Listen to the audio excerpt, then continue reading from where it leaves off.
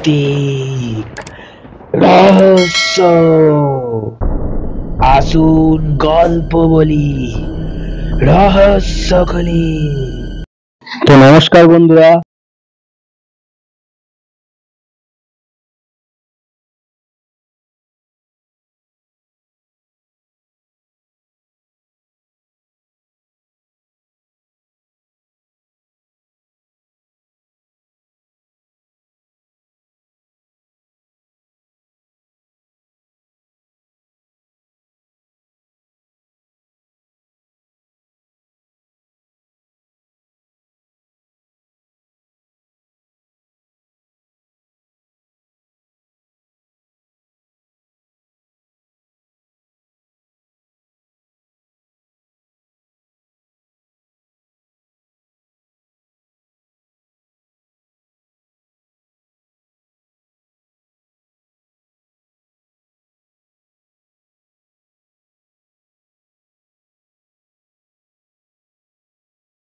সেই ভিডিওটায় 1K views আনতে পারবো।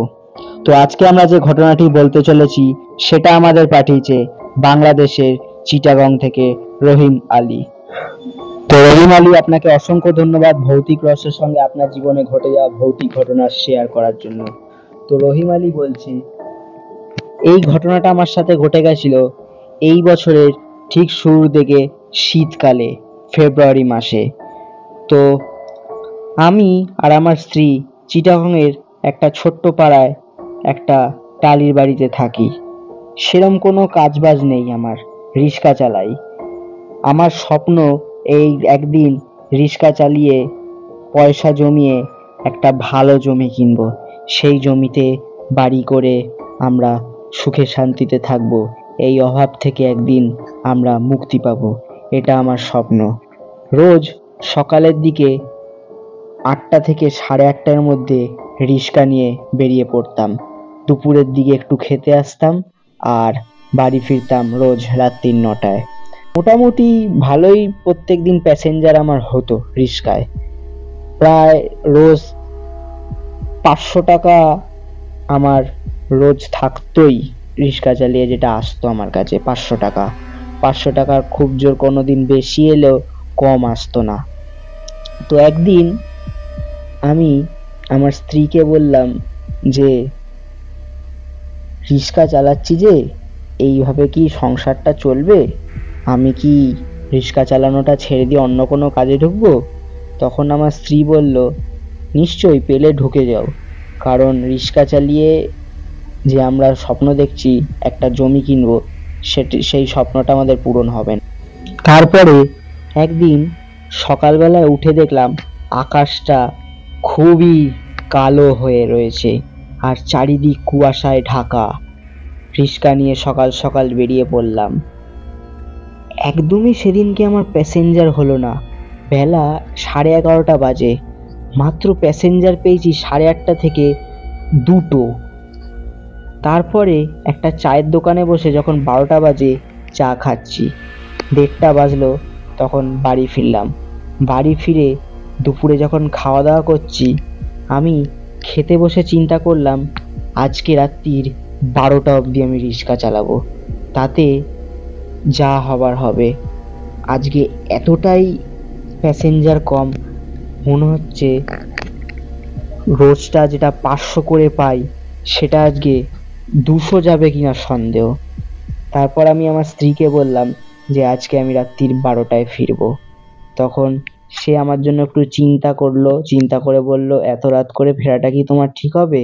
আমি বললাম, চিন্তা করো না, আমি যদি 300 350 মধ্যে যেতে পারি তাও আমি তাড়াতাড়ি বাড়ি চলে আসার চেষ্টা করব। তারপরে আমি রিক্সা নিয়ে আবার বেরিয়ে পড়লাম। রিক্সা নিয়ে বেরোনোর পরেই আস্তে আস্তে অনেকগুলো প্যাসেঞ্জার পেলাম। আমার মানি ব্যাগটা খুলে আমি দেখি যে রোজ এসছে আমার এখন 350। আমি দেখে খুবই খুশি হলাম। তখন বাজে রাত্রি 9টা। আমি বাড়ি ফিরছি, এবার ভাবছি আজকে বাড়ি ফিরে যাবো। দূরে দেখছি অন্ধকারে একজন লোক একটা গাছের পাশ থেকে আমার হাত দেখাচ্ছে। যেন তিনি আমাকেই ডাকছেন দাঁড়ানোর জন্য। আমি দাঁড়ালাম, বললাম, হ্যাঁ দাদা, কোথায় যাবেন? লোকটা আমার কোনো কথার উত্তর দিল না, সোজা রিস্কায় উঠে পড়ল। রিস্কায় উঠে আমাকে বলছে, ওই সামনের কবরস্থানটায় চলো তো, ওখানে আমার দরকার আছে। লোকটার কথা শুনে একটু অবাক হলাম। কবরস্থান এত রাতে, কিসের জন্য? তারপরে লোকটা বলল, যাবেন কি যাবেন না বলুন। না না। তারপরে লোকটা বলল, যাবে কি যাবে না বলো। আমি বললাম, না না, যাবো যাবো যাবো। বলছে, হ্যাঁ তাড়াতাড়ি নিয়ে চলো, যেটা ভাড়া তার থেকে ডবল ভাড়া দেবো। লোকটার কথা শুনে আমি খুবই খুশি হলাম। এত রাতে ডবল ভাড়া! যাক, নিয়ে যাই বাবা, ডবল ভাড়া নিয়ে আজকে বাড়ি যাব। তারপরে লোকটাকে রিস্কায় নিয়ে আমি কবরস্থানের উদ্দেশ্যে যেতে লাগলাম। কবরস্থানের কাছে এসে লোকটা রিস্কা থেকে নেমে আমাকে ভাড়াটা হাতে দিয়ে কবরস্থানের দিকে এগিয়ে যেতে লাগলো। আমিও একটু কৌতূহলী হয়ে লোকটার দিকে রিস্কা থেকে তাকিয়ে রইলাম, যে দেখি তো লোকটা কোথায় যাচ্ছে। তারপর কবরস্থানের অন্ধকারে লোকটা যেন কেমন মিলিয়ে গেল। তাও আমি 2 মিনিট ধরে রিস্কা নিয়ে কবরস্থানের সামনে দাঁড়িয়েছিলাম, যে এত রাতে, রাত্রির 11টা বাজে প্রায়, এত রাতে লোকটা কি করতে কবরস্থানে ঢুকলো। তারপর হঠাৎ কবরস্থানে মাটি কোপানোর আওয়াজ হচ্ছিল, সেটাকে চুপচাপ আমি শুনতে লাগলাম।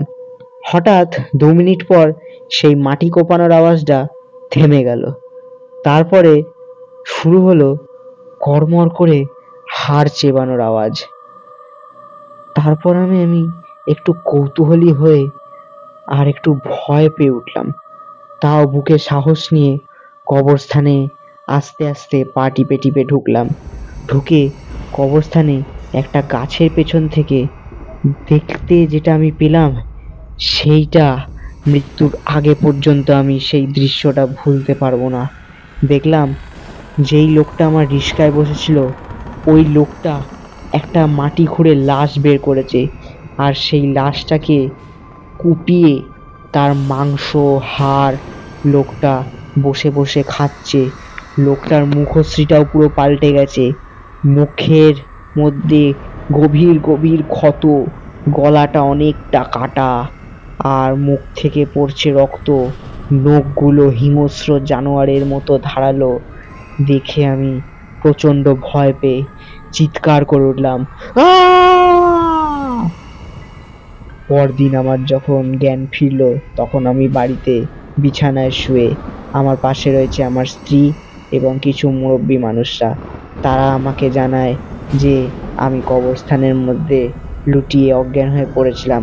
তারা আমাকে সেখান থেকে উদ্ধার করে এখানে নিয়ে আসে, আর তারা জানায় যে ওই কবরস্থানের হাওয়া বাতাস খুবই খারাপ।